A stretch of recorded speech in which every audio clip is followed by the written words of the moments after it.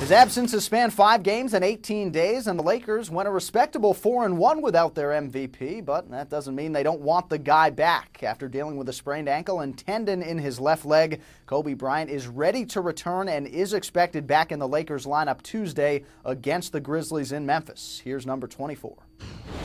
It's healthy. I mean, the little pain that you get just comes from, it not being used to the pressure of playing, and so you get. It's not as strong as it's going to be. But where I'm at now, I feel confident about playing, and while I play, getting to 100%. I mean, it's about probably 80, 85 right now. The ultimate test, is to see how it develops and how it holds, the stress or the pressure of travel, and then playing in back-to-backs. I mean, that's always a huge test. So we just have to see how it does.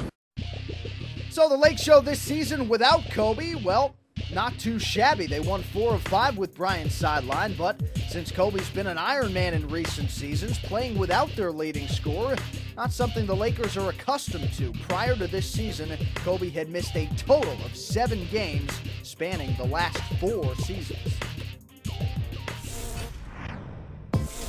Well, Josh Howard's starting to look comfy in that Wizards uniform. Washington home for Chicago Monday night, but here, not so comfortable. Howard goes down hard after fielding the long pass, and you see on the replay, lands awkwardly on the left leg. He would leave the game with a sprained left knee and did not return. As for the rest of the action, third quarter, the Wiz led it by 1. Andre Blatch doing work in the paint, 2 of his 25, and the Wizards extend the lead to 3. Fourth quarter now, the Bulls down 7. Derrick Rose making a run here right to the cup and actually shoots the ball with his body behind the backboard. You'll see on the replay, Rose also gets fouled on the play. Free throw also good, and the Bulls were back within 4, but just over a minute to go. The Wizards up 3, and that's Randy Foye looking for the dagger, and he gets it. 2 of his 16 on the night. Wizards clip the Bulls 101-95. Chris Kaman and the Clippers home for Gerald Wallace and the Charlotte Bobcats. First quarter, Clip join up 1. Eric Gordon pauses and sets up DeAndre Jordan. Look out below. The Clippers led by 3 early. Third quarter now, we're tied at 62. Raymond Felton the steal. Steven Jackson pushes the other way, and Wallace with the easy finish. He hit a game-high 32. Bobcats led by 2. Fourth quarter now, Clippers down 4. Rasul Butler in the corner, and his 3 hits bottom. Butler had 20, and the Clips were back within 1, and then less than a minute to go, the Clippers up by 2. And how about Eric Gordon? Somehow getting the friendly roll there, and the Clips rally past the Cats, 98-94. So the Bobcats loss coupled with the Bucks win against the Knicks means the two teams are tied at 27-28 in the Eastern Conference standings. The Miami Heat at 29-28 are currently in 7th place in the conference, but just 1 game ahead of Milwaukee and Charlotte.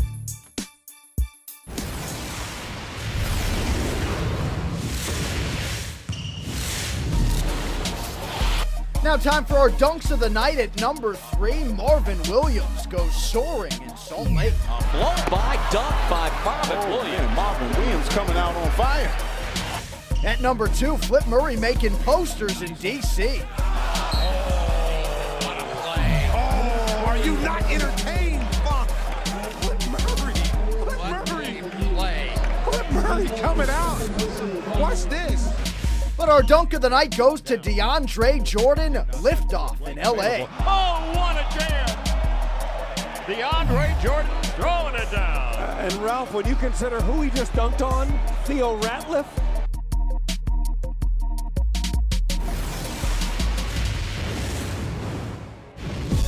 Tonight's stat sheet stuffer comes from a land down under. 3 weeks ago at the Garden, he was limited to just 5.5 minutes because of a migraine.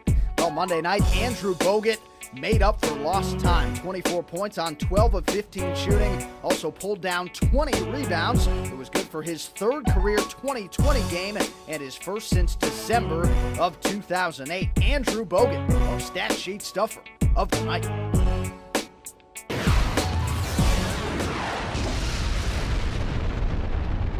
And a couple quick point guard notes on the way out. Steve Nash did not make the trip to Oklahoma City with the Suns. He stayed back in Phoenix to rest a sore lower back and abdomen.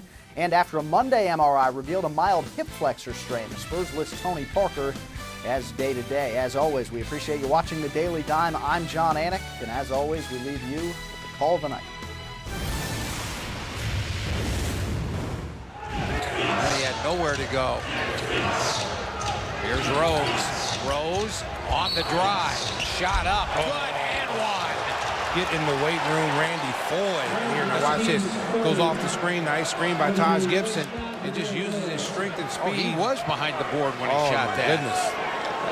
That'd have been great in that NBA horse game. Yeah, watch. He was actually behind the corner of the board. Showing a little emotion there.